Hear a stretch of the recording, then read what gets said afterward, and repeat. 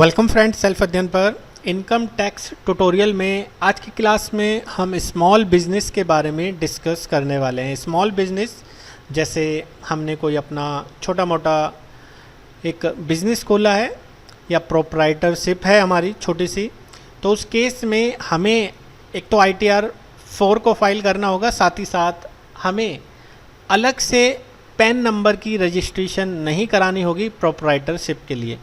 Example, suppose mister Manoj running a proprietorship firm in name Arnav export, और वहाँ पर उस केस में सिर्फ सिंगल ITR फाइल होगी। एज अ प्रोप्राइटरशिप जो है वो सेम है इंडिविजुअल के नाम से। ITR will be name in name of mister Manoj which will contain in his different income. तो जितनी भी इनकम्स हैं जब उसकी प्राइवेट हम ITR फाइल करेंगे वहीं पर हम वो कैलकुलेशन भी कर देंगे अर्नव एक्सपोर्ट की, और यहाँ पर ज़रूरत नहीं है अलग से पैन नंबर को लेने की। तो ये केस था। और स्लैब रेट हमारा जैसे सैलरी का होता था सेम एज यहाँ पर भी है, लेकिन थोड़ा सा डिफरेंस है। इनकम अगर 25,000 तक की है, 2.5 लाख तक की है बिजनेस में, जो हम बात कर रहे हैं 2018-19 फाइनेंशियल ईयर की, तो यहाँ पर हमारा 0% रहेगा। 2.5 लाख से 5 लाख के बीच है तो 5% रहेगा इनकम में से 2.5 लाख हमारा कटने के बाद। 5 से 10 लाख के बीच है तो 20% रहेगा, और इनकम में से 5 लाख घटा देंगे, जो भी आएगा उसमें 12,500 भी हम पिछले जो टैक्स है 2.5 लाख से 5 लाख का वो जोड़ देंगे, और 10 लाख से ऊपर है तो 30% ऑफ इनकम माइनस हमारा 10 लाख, और प्लस कर देंगे ऊपर का जो हमारा टैक्स आया था 1 लाख और 12,500, 1,12,500। ये हमारा कैलकुलेशन प्रोसीजर रहेगा। अब छोटा सा इसका कैलकुलेशन प्रोसीजर देख लेते हैं, लेकिन यहाँ पर रिबेट का भी हमें ध्यान रखना है। जैसे हमने ITR 1 फाइल करा था, रिबेट वहाँ पे था पिछले फाइनेंशियल ईयर का 2,500 रुपये, जो कि अब बढ़ गया है 12,500, यानी कि 5 लाख तक की लिमिट एक्सटेंड हो गई है। फिलहाल तो हम पिछले फाइनेंशियल ईयर का ही यहाँ पर फाइल कर रहे हैं, तो हम एज्यूम कर रहे हैं यहाँ पर 2,500 हमारा मैक्सिमम रिबेट रहेगा। एग्जाम्पल मैंने आपको बताया कि सपोज़ 2 लाख है तो 2 लाख पे तो कोई टैक्स नहीं बनता, ज़ीरो रहेगा। 4 लाख है तो उसमें से 2.5 लाख घट जाएगा, जो बाकी का आपका 1.5 लाख है उस पर 5% से आपका टैक्स बनेगा 7,500 रुपये। अगर आपका 8 लाख है, 8 लाख पे आपका 2.5 लाख प्लस 3 लाख, 3 हमने कैटेगरी बांध दी। 0% पहले वाले केस में, 5% और फिर 20%। इस तरीके से हमारा टैक्स बैठा 72,500 रुपये।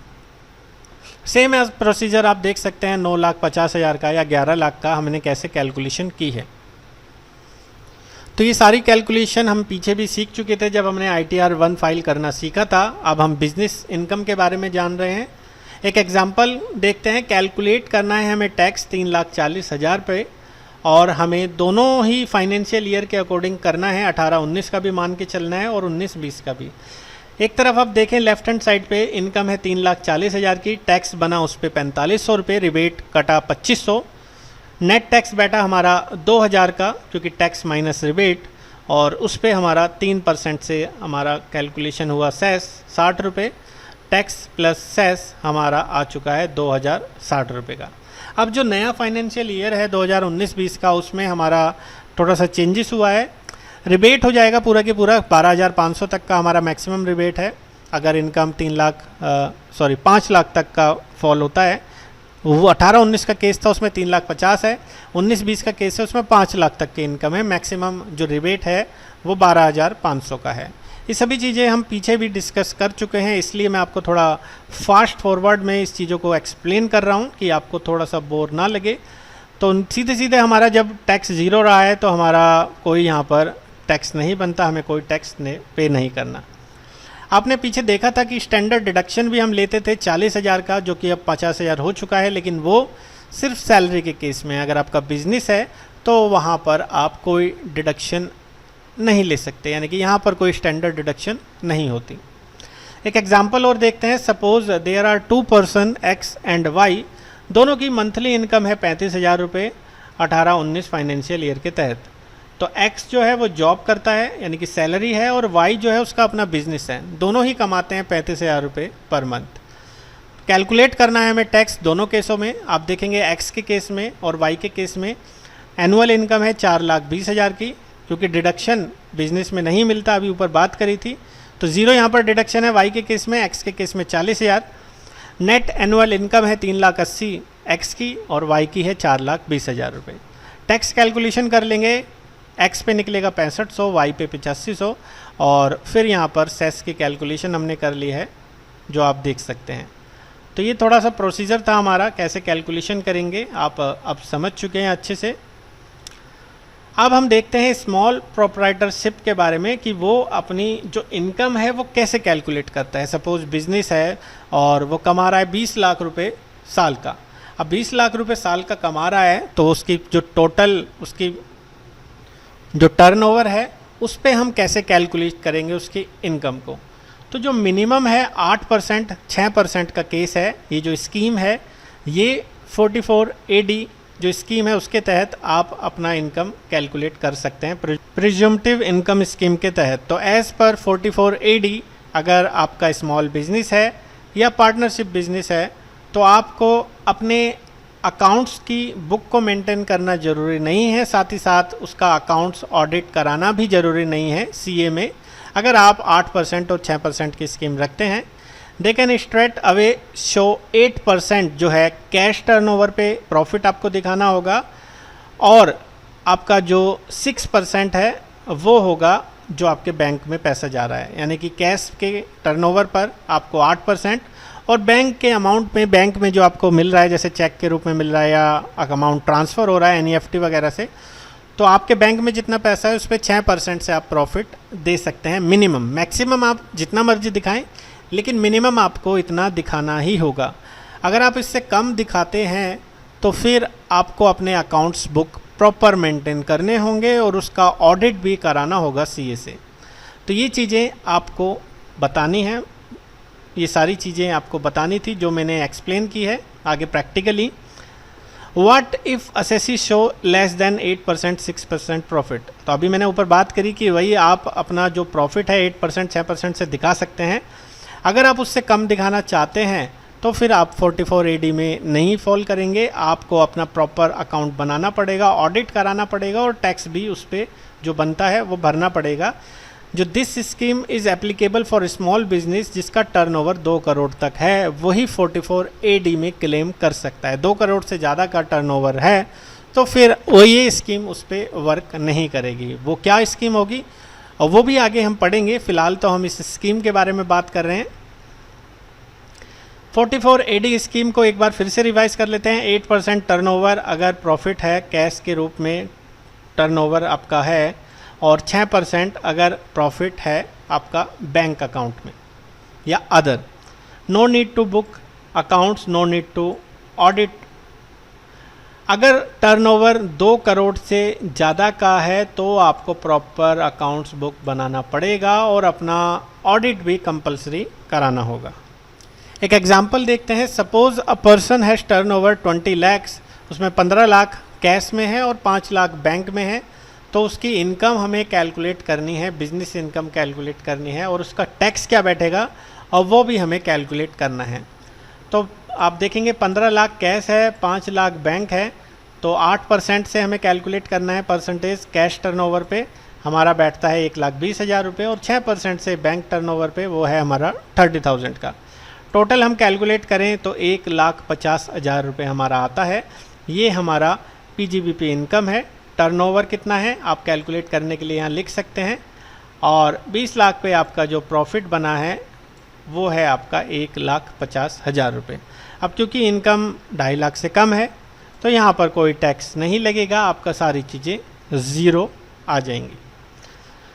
एक और एग्जांपल देखते हैं कि 20 लाख का टर्नओवर है, 15 लाख कैश, 5 लाख बैंक, और इनकम जो वो 3,50,000 रुपये अपने दिखाना चाहता है। अब हमने बात करी थी 8% और 6% तो मिनिमम है, मैक्सिमम आप ज़्यादा भी दिखा सकते हैं। सीधे सीधे जब हम बनाएंगे इसकी कैलकुलेशन, 20 लाख का हमारा प्रॉफिट एंड गेन हमने यहाँ पर दिखा दिया 3,50,000 रुपये, हम मैक्सिमम दिखा सकते हैं। 3,50,000 पे टैक्स बनेगा हमारा 5,000 का, जिस पे रिबेट हमें मिलेगी क्योंकि इनकम 3.5 लाख तक की है। रिबेट मिलने के बाद हमारा जो टैक्स है वो 2,500 रुपये है, जिस पे 4% सेस लगाने के बाद 100 रुपये हमारा नेट टैक्स बैठ गया है 2,600 रुपये का। एक और एग्जाम्पल देखते हैं, एग्जाम्पल नंबर 3।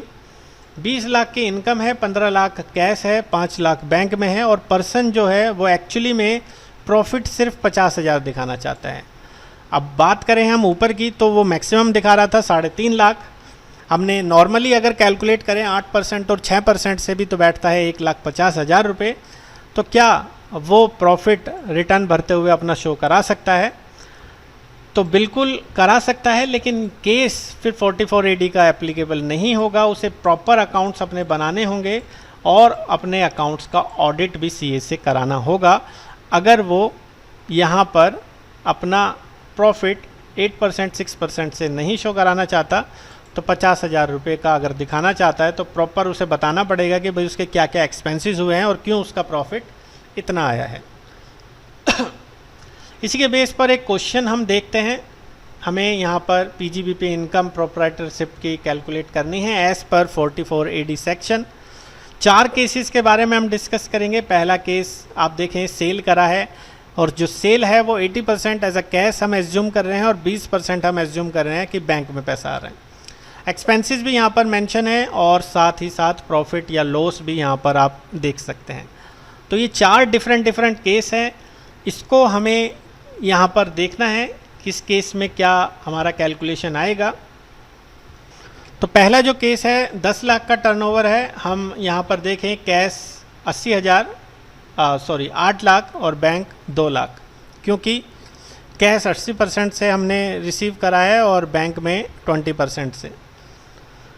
मिनिमम 8% निकालें कैश का तो होगा 64,000 रुपये। मिनिमम 6% निकाले बैंक टर्नओवर का तो होगा 12,000 रुपये। पहले केस में टोटल प्रॉफिट 76,000 रुपये का हमें यहाँ पर दिख रहा है।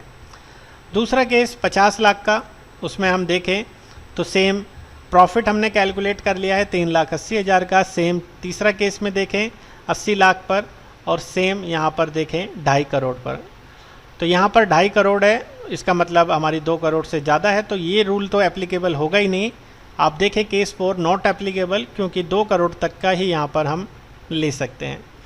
प्रॉफिट एंड गेन आपको दिख रहा है यहाँ पर पूरा की पूरा जो हमने यहाँ पर नीचे कैलकुलेट करा है। टोटल प्रॉफिट 76,000, 3,80,000, यहाँ पर आप देखें 6,08,000 का, और इन पर हमने फिर टैक्स कैलकुलेट करा है। पहला केस तो होगा ही नहीं क्योंकि 76,000 इनकम है, तो यहाँ पर टैक्स भी नहीं बनेगा।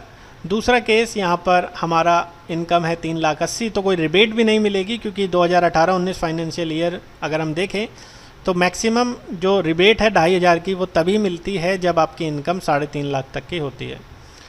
तो केस 3 में भी हमने यहाँ पर कैलकुलेट करा टैक्स, वो 34,100। टैक्स प्लस सेस कैलकुलेट करने के बाद आप ये दोनों देख सकते हैं। तो केस 4 में आप 88D में क्लेम नहीं कर सकते, क्योंकि 2 करोड़ तक का ही क्लेम हो सकता है। साथ ही साथ आपको प्रॉपर अकाउंट बनाना पड़ेगा, अपने अकाउंट का ऑडिट भी कराना पड़ेगा CA से। अगर आप देखें तीसरे केस में कि उसका प्रॉफिट यहाँ पर वो दिखाना चाहता है माइनस में 1 लाख, तो भाई अगर ऐसा कराना चाहता है तो उसे अपने अकाउंट्स प्रॉपर मेंटेन करने होंगे और उनका ऑडिट भी कराना पड़ेगा। तो तीसरा और चौथा केस में प्रॉपर आपको ऑडिट कराना पड़ेगा, अकाउंट बुक बनानी पड़ेगी, लेकिन आप पहले और दूसरे केस में प्रॉफिट एंड लॉस इतना दिखा सकते हैं और उसके बेस पर फिर अपना चेक कर सकते हैं। तो ये था हमारा पूरा के पूरा 44 AD के बारे में। आगे आने वाली वीडियोस में हम इसी से रिलेटेड, स्मॉल बिजनेस से रिलेटेड और भी चीज़ें देखने वाले हैं। आज की वीडियो में इतना ही। बाकी के अपडेशन के लिए जुड़े रहें सेल्फ अध्ययन के साथ। Thank you.